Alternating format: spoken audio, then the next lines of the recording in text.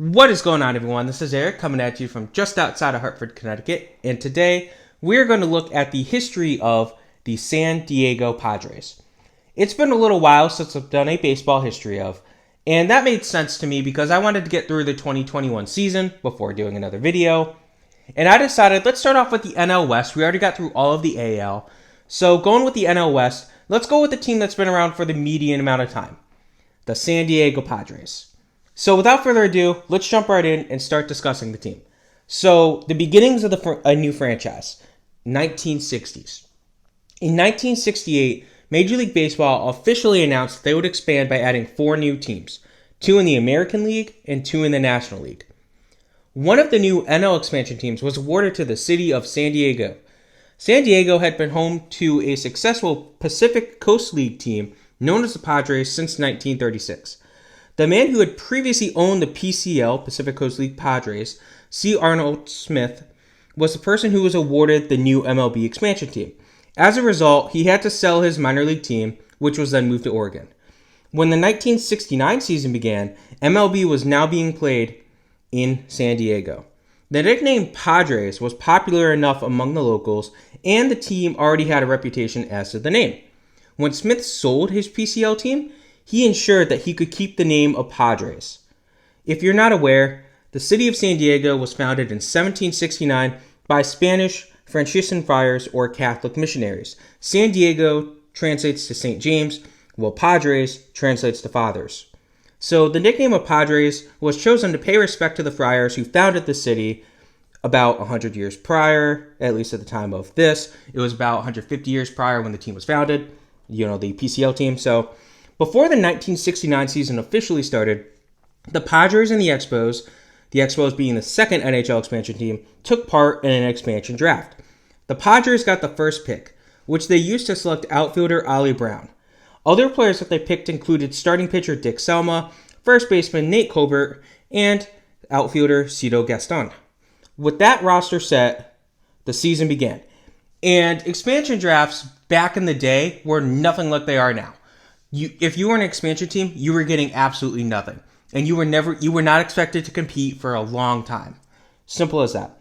Now, the team would play its home games at San Diego Stadium, which had recently been constructed as a dual-purpose stadium. In their first ever game, Dick Selma threw a complete game, in which he allowed a single run as the Padres would win the game 2-1. Later in the month, Selma would be traded away. Again, the Padres, they knew they were nowhere near contention, so they decided to get some assets. As can be expected, the Padres had a rough first year in the league.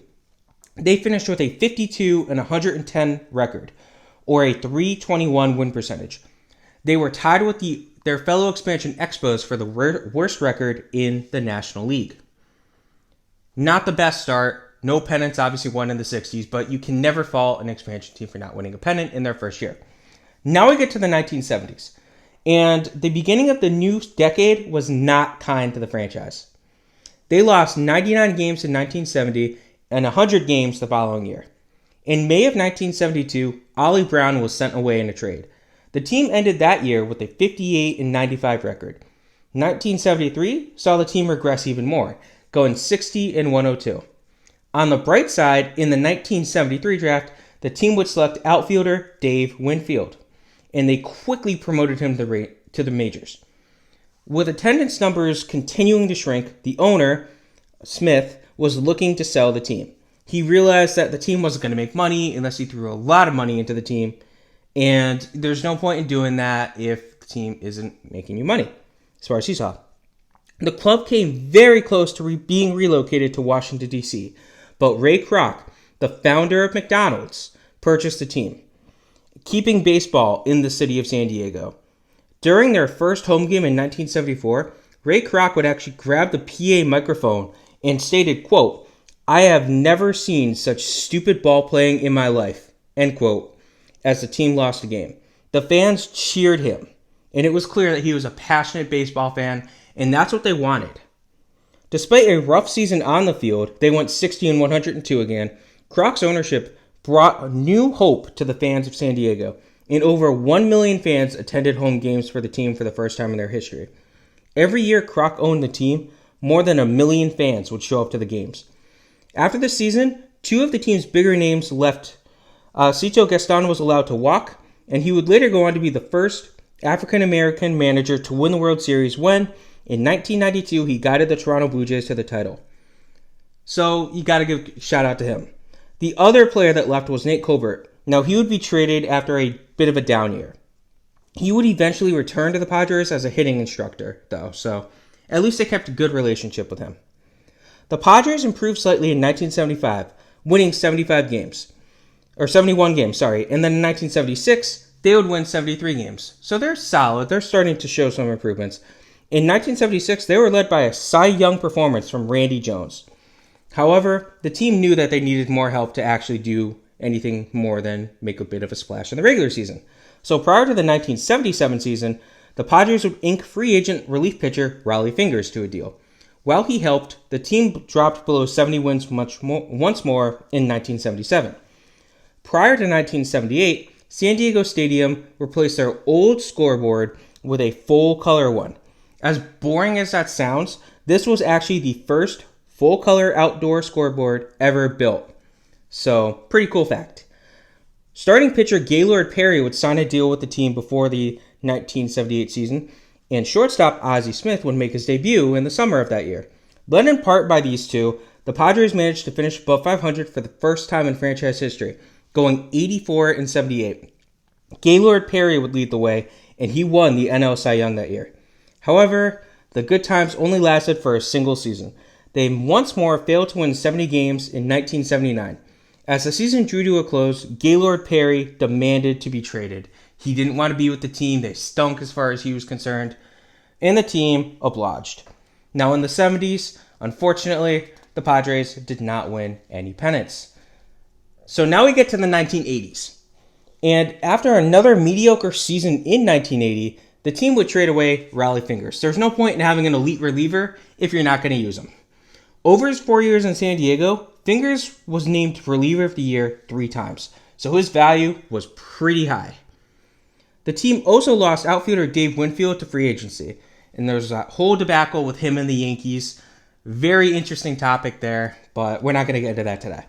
Now, the strike-shortened 1981 season was not kind at all to the Padres, as they would go 41-69. After the season ended, the team traded away Ozzie Smith. In July of 1982, the Padres would promote outfielder Tony Gwynn to the big leagues. After an 81-81 year, the Padres decided to make a splash in free agency, as they would sign first baseman Steve Garvey. The Padres followed this up with another 81-win season. After that season came to an end, the team would sign relief pitcher Goose Gossage to a deal. Now, in January of 1984, the popular owner Ray Kroc would pass away. The team wore an RAK, his initials, patch on their jersey to honor him. The team rallied behind the loss of their popular owner.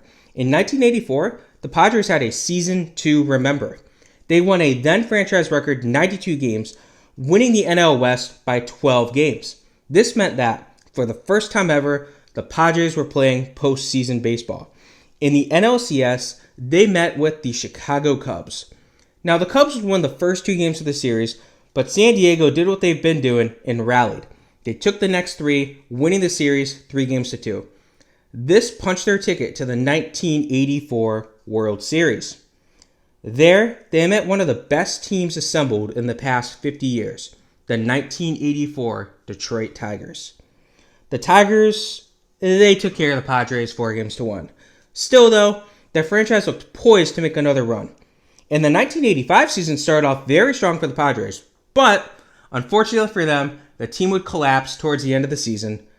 So, yeah, not the best. They would end that year with an 83-79 record, but that was only good for third in the NL West. 1986 was more of the same for San Diego as the team regressed and struggled. Now, the most notable moment involving the team occurred on August 17th when Goose Gossage struck out Pete Rose in what would be Rose's final MLB at-bat. The 1987 season would be another rough one for San Diego, as the team would win only 65 games, plummeting back to the basement of the NL West. After this season, Steve Garvey would leave the team, and he would eventually retire. Goose Gossage also left the team via trade. So Gossage, he kind of worn out his welcome. He had kind of gotten into it with ownership a little bit. He went to the media and was saying things. He was kind of calling out. I think at that point, the widow of Ray Kroc still owned the team. He was calling her out, saying, yeah, she doesn't know what she's doing, and the GM's just kind of her puppet. So, yeah. The Padres did improve to an 83-win season in 1988. It did even better in 1989, ending the year with 89 wins, finishing just 3 games out from their second NL West title. With the decade drawing to a close, things were about to change in San Diego. In the 1980s, the Padres won an NL pennant, their first one ever, but they lost in the World Series. So now we get to the 1990s. And as the 1990 season was underway, Joan Kroc, the widow of Ray Kroc, made it clear that she wanted to sell the team. She sold the team to Tom Werner. It was under his guidance that one of the lowlights of Padres history occurred. On July 25th, 1990, Warner had Roseanne Barr perform the Star-Spangled Banner. She quote-unquote sang the anthem in a loud, screechy voice. And after she finished, she proceeded to grab her crotch and spit on the ground. Basically, she said, I wanted to seem like a baseball player. If you've ever seen this video, I don't even know how to describe it. It's awful. I have no idea what she was doing with that. Basically, Tom Werner was like an executive in TV, and he wanted to kind of get his new show some publicity. It backfired. It worked, but it backfired. The act was met with a lot of negative publicity, and even President George H.W. Bush spoke out against it. The beginning of the 1990s were not too kind to the Padres. They won 75 games in 1990, but they did manage to follow that up with an 84-win campaign in 91. Now, shortly before the 92 season began, the Padres would acquire stud outfielder Gary Sheffield. Led by the newly acquired Sheffield, the team would finish 82-80. 1993 was far from a good season, though. By the end of June, it was clear that San Diego was not going to contend. As a result, they underwent a fire sale of sorts. It was these trades that saw the team ship away Gary Sheffield to the Florida Marlins. As a part of this deal, they got relief pitcher Trevor Hoffman. At first, fans were not happy with this trade, and they went as far as to boo Hoffman during his first few appearances. But, as we know, he would soon prove the booing fans wrong. San Diego ended the 1993 season with a 61-101 record. They finished the strike-shortened 1994 season with a 47-70 record, which kept them in the basement of the NL West. However, while the team was not playing that well, Tony Gwynn was. Over the 1994 season, Gwynn batted .394, which is the best mark in baseball since Ted Williams hit .406 back in 1941. You gotta give him credit. The team may not have been doing much, but at least Tony Gwynn was. Prior to the 1995 season, the team would hire Bruce Bochy to serve as manager, and the team went 70-74 in his first year. In 1996, the Padres would become the nation's first professional team to have a Military Appreciation Day. To this day, they continue to honor armed forces by wearing camouflage jerseys for all Sunday home games, and on days such as Labor Day, Memorial Day, and Independence Day. This season also saw the team sign outfielder Rickey Henderson to a deal. Now, the 1996 season ended with an exciting battle between the Padres and the Dodgers for the NL West crown. The two teams would meet in Los Angeles, and all the pressure was on San Diego. They would sweep the Dodgers, earning themselves a spot in the NLDS by winning the division. While there, they were unfortunately swept by the St. Louis Cardinals. Now, the 1997 season was a bit of an off year for the team, as they fell to last place in the NL West with a 76-86 record. This would lead to them trading away Rickey Henderson. However, in order to address their pitching woes, the team would trade for starting pitcher Kevin Brown. The 1998 season was one that all Padres fans surely remember. The newly acquired Kevin Brown had a career year as he finished third in Cy Young voting. Hoffman was electric as ever, recording 53 saves. Outfielder Greg Vaughn hit 50 homers. Tony Gwynn and many other players all put their best foot forward. Essentially, the Padres put all their eggs in one basket, the 1998 season. Before we continue, Let's quickly look at the Padres stadium situation. In 1998, the city of San Diego, and thus the team stadium, hosted the Super Bowl for football. The stadium would undergo some renovations to prepare for hosting the big game. Afterwards, the city of San Diego granted full financial control of the luxury boxes which they had built to the stadium's other tenant, the San Diego Chargers. This decision, coupled with the decline of a dual sports stadium in general, made the Padres say, you know what? We want our own stadium. This is ridiculous. Why are we not getting money for this in our own stadium? So, as a result, San Diego decided that now is the time to make a push. So they had all the leverage, which makes sense.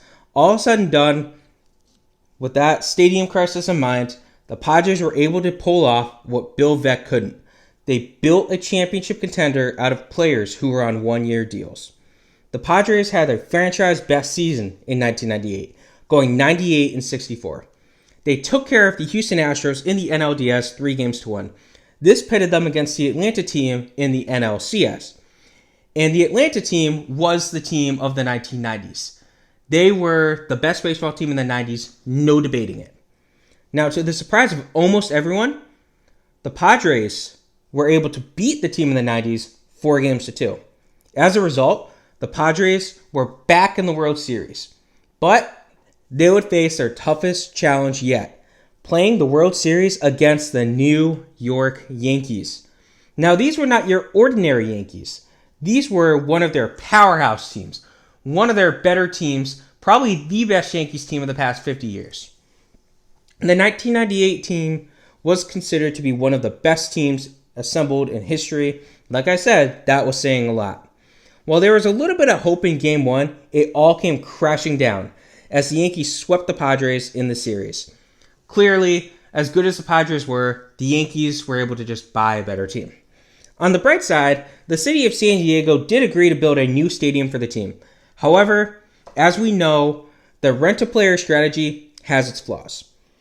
The largest is pretty simple. After the year is up, all the players are free agents. And if you make a run to the World Series with all these guys on one-year deals and they're all contributing, you can kind of figure out what happens. You know, these guys, they end up saying, all right, you know what, I got good money. You know, I had a great year. I'm going to get money. And teams did start to poach these players.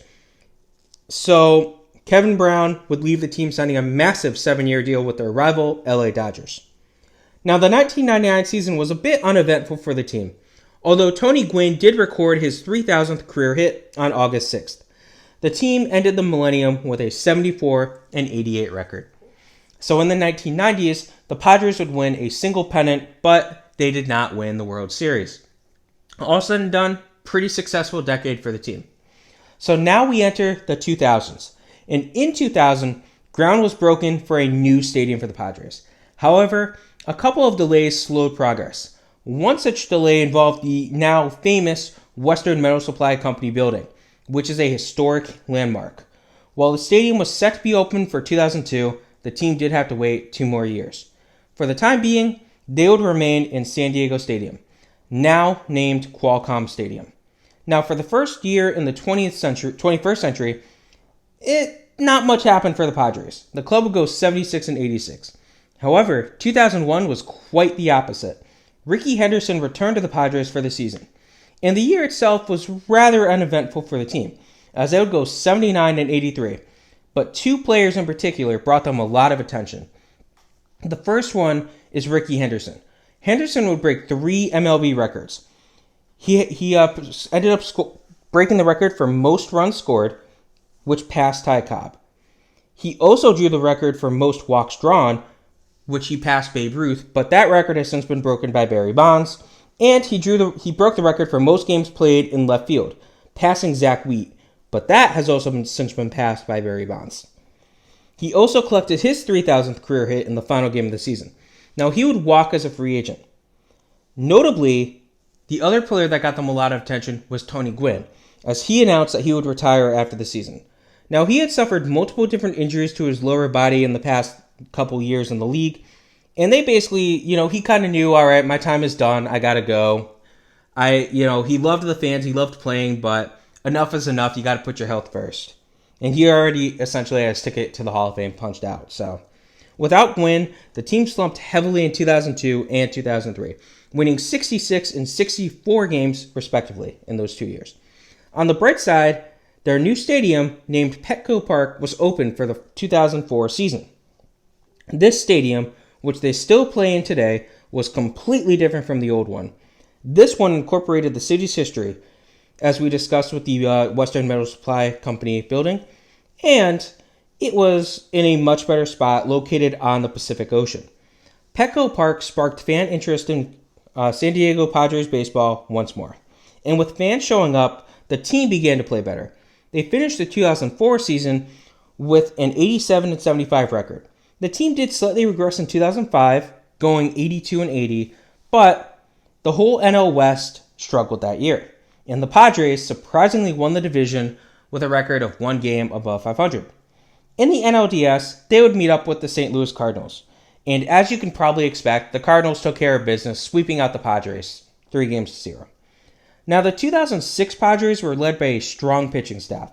The team's ERA was best in the National League at 3.87. Hoffman had one of his best seasons ever, and Jake Peavy looked great as well. The season came down to the wire, and when all was said and done, San Diego ended the year with an 88 and 74 record. This earned them their second consecutive NL West title. In the NLDS, the team was, once more, matched with the St. Louis Cardinals. And once more, the Cardinals took care of the Padres, this time 3-1. After the 2006 season ended, San Diego's GM realized that something had to be done about the team's offense. He made a large trade, which netted the Padres first baseman Adrian Gonzalez and starting pitcher Chris Young.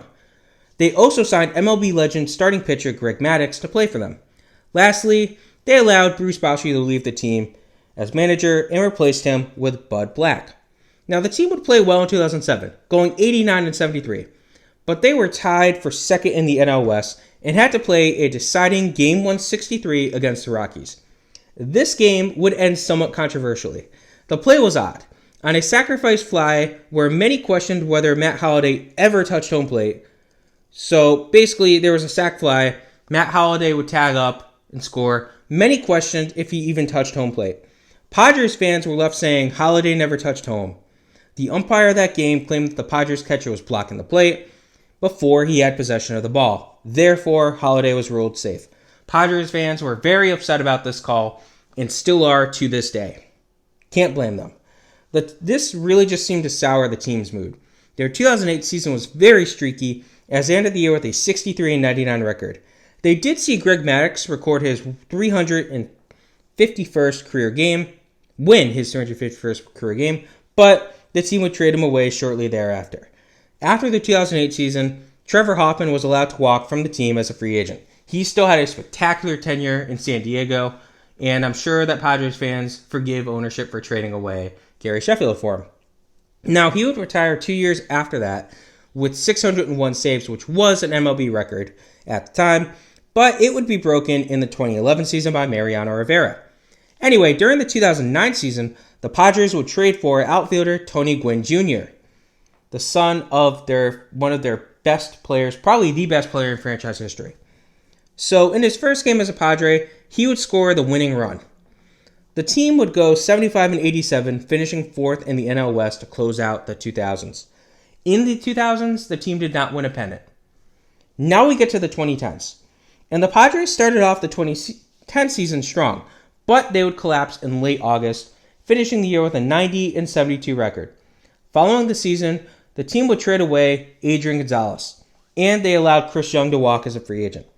The 2011 team did not impress all that much, ending the year with 71 wins. And the Padres just failed to make much noise during the entire 2010s. They won 76 games in both 2012 and 2013, while winning a 77th game in 2014. So you're hanging right below 500.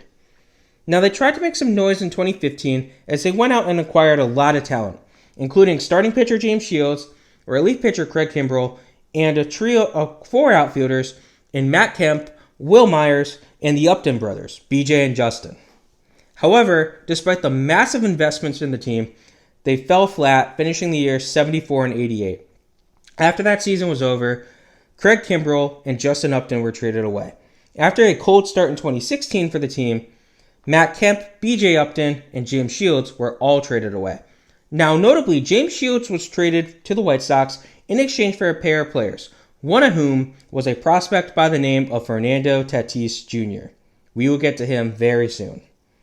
Now, the team ended 2016 with a 68-94 record, and they failed to see much improvement in 2017, going 71-91. 2018 was once more of the same, as the team would only win 66 games. However, 2019 was a huge year for the Padres. In February, they signed third baseman Manny Machado to a massive deal. And for their star prospect, shortstop Fernando Tatis Jr. would make the opening day roster. However, Tatis would miss some time early on in his rookie season, but he still went great. The team didn't do that well, going 70-92. But at this point, it was clear that the Padres were for real, with Tatis at short and Machado at third. Very strong half-a-year infield right there. Now, in the 2010s, the Padres did not win any pennants. So we now get to the 2020s. And the 2020 season was a strong one for Slam Diego, as they went 37-23 in the shortened regular season. They would avenge their prior losses to San Diego in the wildcard round, beating out the Cardinals 2-1. However, they would fall in the NLDS to the eventual World Series winning LA Dodgers in an embarrassing sweep. Prior to the 2021 season, the team made a few deals that saw them really bolster their starting rotation by acquiring Yu Darvish, Joe Musgrove, and Blake Snell. And the season started off with very high hopes. On April 9th, Joe Musgrove threw the franchise's first ever no-hitter. However, in a tough NL West, and with Tatis playing most of the year hurt, the team went 79-83, failing to qualify for the postseason. Despite this, the future in San Diego is very bright, and they did recently fire their manager, so there's that, but we'll have to see what happens. So, all said and done, the Padres haven't had the most successful franchise, but now the Padres have won 2 NL pennants in their relatively short history, but they lost both trips to the World Series. 13 people with ties to the Padres are currently inducted in the MLB Cooperstown Hall of Fame. Again, for a younger franchise, that's pretty impressive. Now, the Padres, they currently have 6 retired numbers. Number 6, Steve Garvey. Number 19, Tony Gwynn. Number 31, Dave Winfield. Number 35, Randy Jones. Number 42, retired for Jackie Robinson, league-wide. And number 51, Trevor Hoffman. All things considered, the Padres may not have the most impressive record in MLB history, and they may not have any World Series championships, but they've had their moments.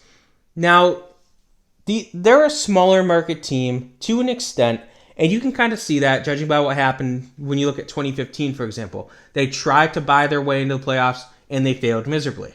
Now, they have a very strong core. Of course, Tatis is arguably the best player in the National League, at least. I hate comparing pitchers and batters, but also I'd probably say Tatis is the best player in the NL, not named Acuna. So, yeah, he's talented. Machado's pretty good.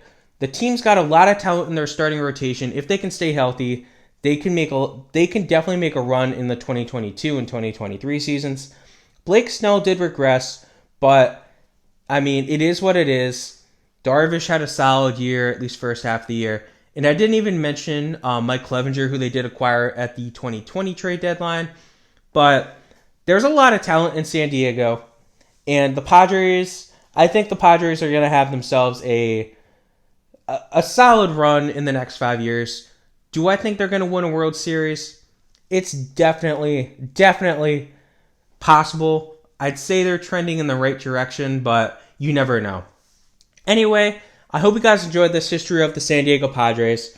The Padres, like I said, they haven't been around forever, but there's still a lot to talk about with the Padres. Have a great rest of your day.